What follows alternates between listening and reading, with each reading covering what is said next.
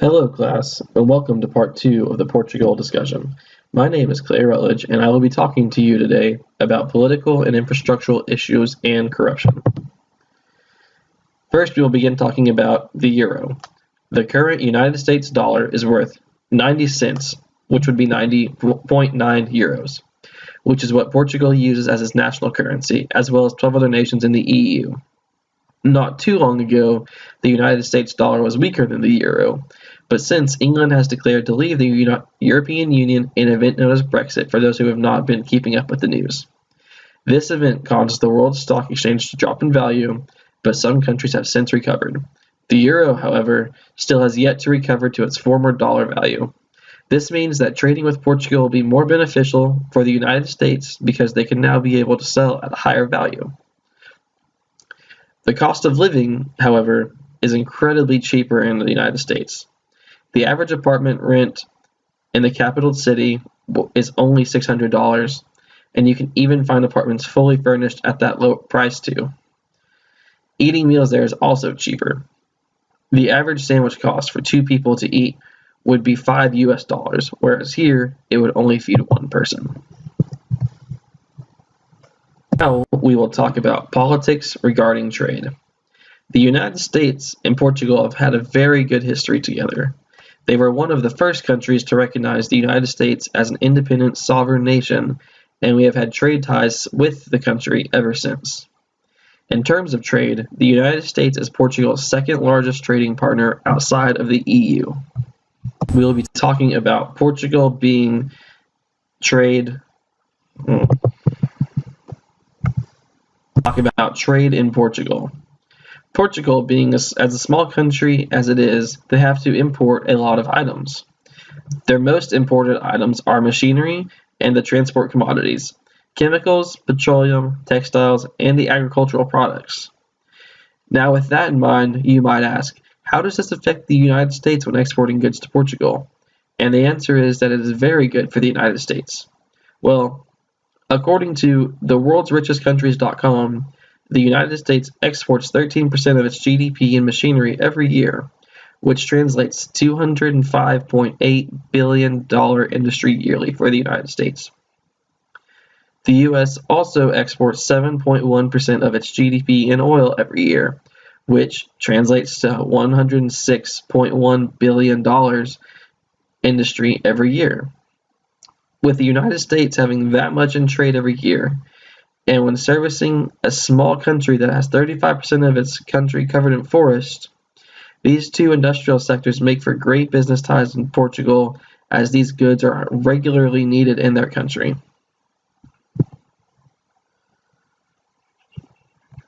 We'll talk about the infrastructure in Portugal. Portugal's economy is very reliant on their tertiary sector, which produces 74.4% of the nation's GDP. This sector also employs 69.5% of the working population. Next would be the industry sector, which produces 23.1% of the nation's GDP and provides jobs for 24.2% of the working population. Last would be the fishing and agricultural sector, which produces 2.4% of the GDP. This market is actually down from 25% back in 1960, as agricultural food is more readily obtainable now. This area still, however, provides jobs for 9.9% of the labor force.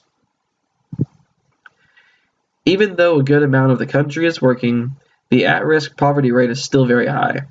As of 2013, the poverty rate for the country was 19.5%.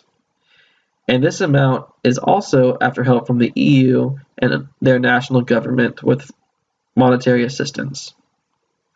This happens when the economy is down, and I expect this number to rise over the next several years due to the Brexit and the fear of other countries wanting to leave the EU as well.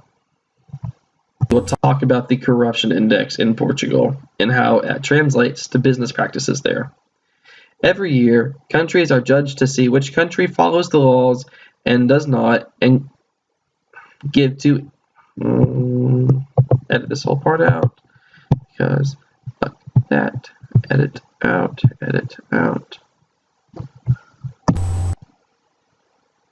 In this slide, we will talk about the corruption index and how that translates to Portugal's business practices. Every year, countries are judged to see which country follows the laws and does not give in to influence and does everything by the book. This would be the corruption index. This rates every country based on a low corruption. Okay, fuck this part too, fuck this part as well. On this slide, we will talk about the corruption index in Portugal and how that translates to business practices. Every year, countries are judged to see which country follows the laws and does not give in to influence and does everything by the books. This would be the corruption index. This rates every country based on how corrupt the business deals are and how corrupt the government is.